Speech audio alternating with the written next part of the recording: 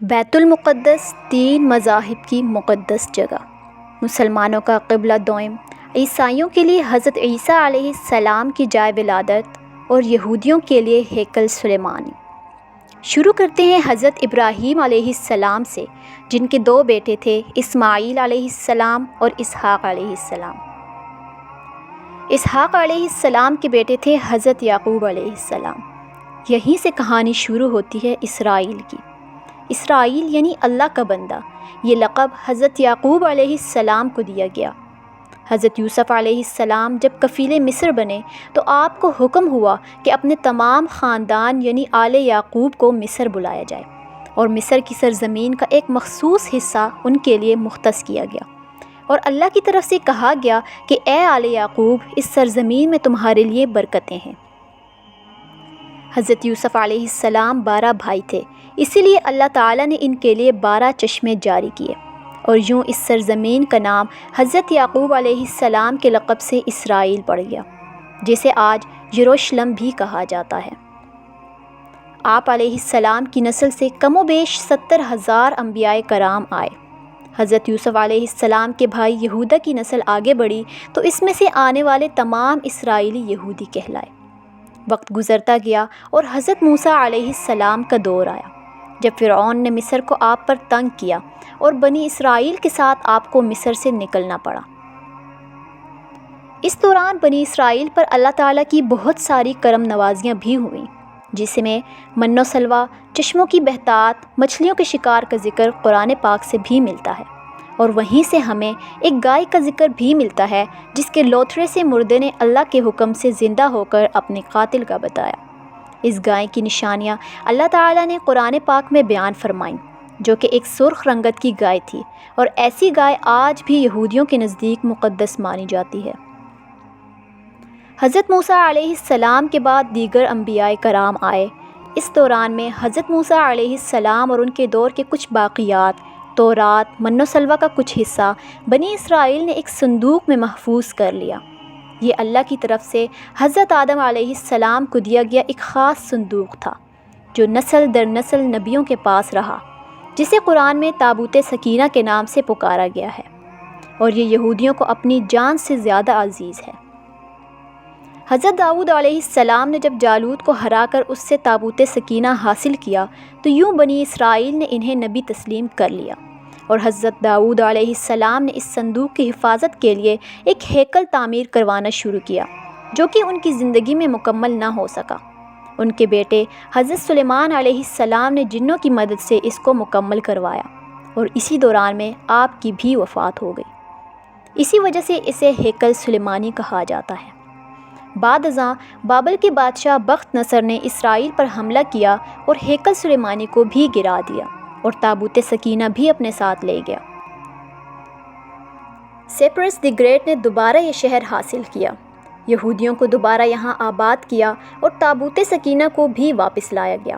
ہیکل سلیمانی ایک دفعہ پھر تعمیر کیا گیا۔ پھر وقت گزرتا گیا اور حضرت عیسیٰ علیہ السلام کی آمد ہوئی، جنہیں نعوذ باللہ یہودیوں نے دجال، ناجائز اور کیا کیا لقب دیے۔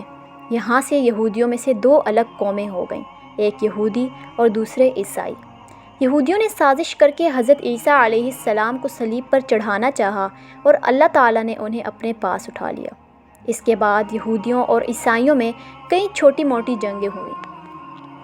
پھر عیسائی رومی بادشاہ ٹائٹس نے اس شدت سے یروشلم پر حملہ کیا کہ اس پورے علاقے کی اینٹ سے اینٹ بجا دی، ہیکل سلیمانی کو گرا دیا، جس کی صرف ایک دیوار اس وقت اپنی اصل حالت میں موجود ہے، جسے دیوار گریہ کہا جاتا ہے، جہاں یہودی جا کر تورات کی تلاوت کرتے ہیں اور گریہ و زارہ کرتے ہیں۔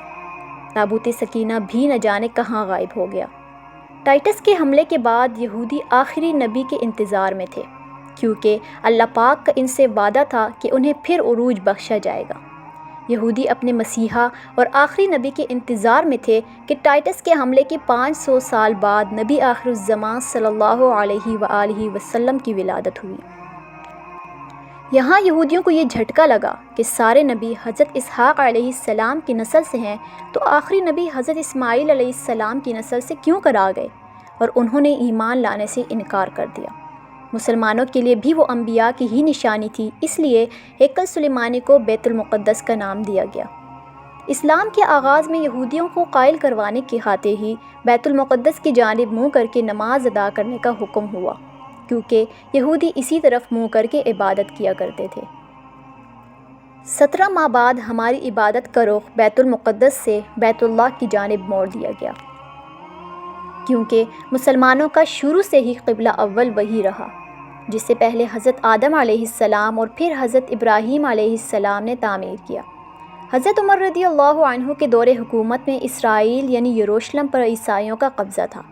بیت المقدس کے ہی احاطے میں انہوں نے گرجا گھر تعمیر کیا ہوا تھا، اور عین تابوت سکینہ والی جگہ وہ یہودیوں کی نفرت میں گندگی پھینکا کرتے تھے۔ یروشلم کے فتح کے وقت جب حضرت عمر رضی اللہ عنہ وہاں گئے تو عیسائیوں پر برہم ہوئے، وہاں صفائی کروا کر مسجد تعمیر کروائی، اور قرآن میں موجود معراج والے واقعے کی نسبت سے مسجد کو اقصیٰ کا نام دیا۔ یہودیوں کی دیواریں گریہ بھی اسی احاطے میں موجود تھیں، تو زائرین کی حیثیت سے انہیں بھی وہاں آنے کی اجازت دے دی گئی۔ خلافت عباسیہ تک یروشلم ایک مسلم شہر رہا۔ اس کے بعد عیسائیوں نے دوبارہ یروشلم پر حملہ کر کے اس پر قبضہ کر لیا۔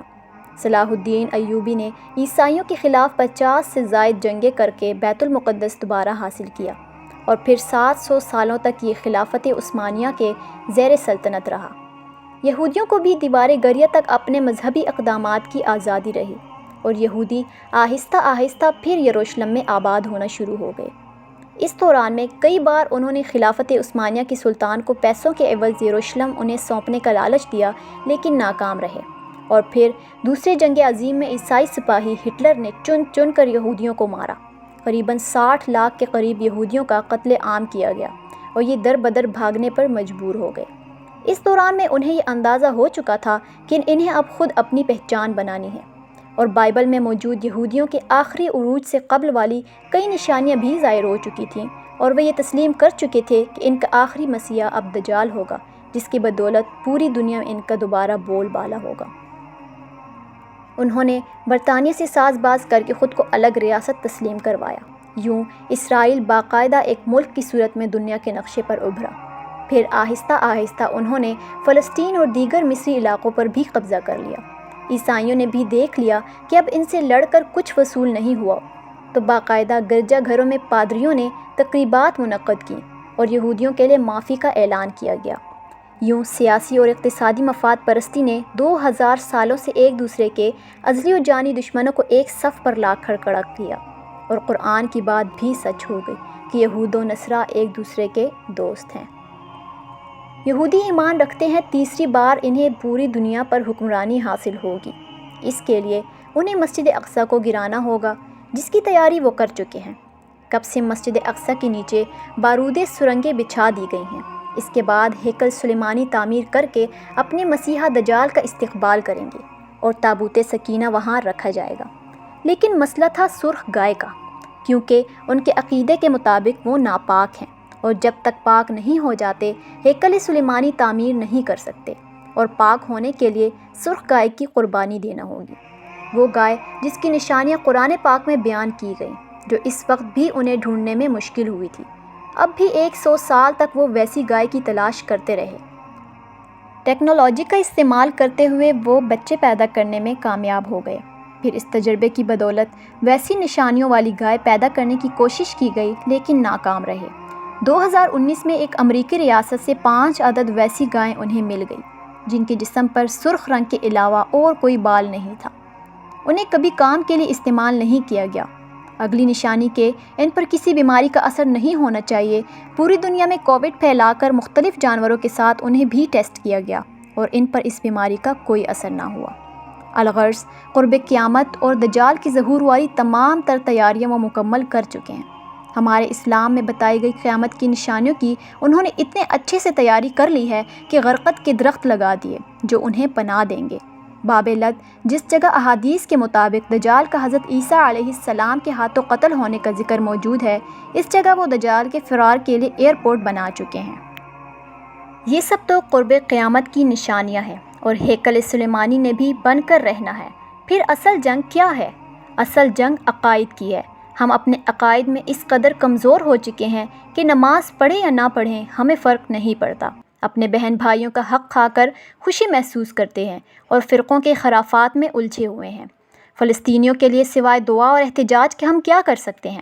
کیا ہم یہودیوں کے مقابلے میں نکلنے والے خراسان مجاہدین کے لسٹ میں آتے ہیں یا بس سوشل میڈیا کے تماشائی ہیں؟ اگر آج دجال ظاہر ہو جائے اور توبہ کا دروازہ بند ہو جائے تو آخرت کے لیے ہم نے کیا کیا تیاریاں کر رکھی ہیں؟ اللہ کریم ہمیں ہدایت عطا فرمائے اور مسجد اقصیٰ اور فلسطین کی حفاظت فرمائے، آمین۔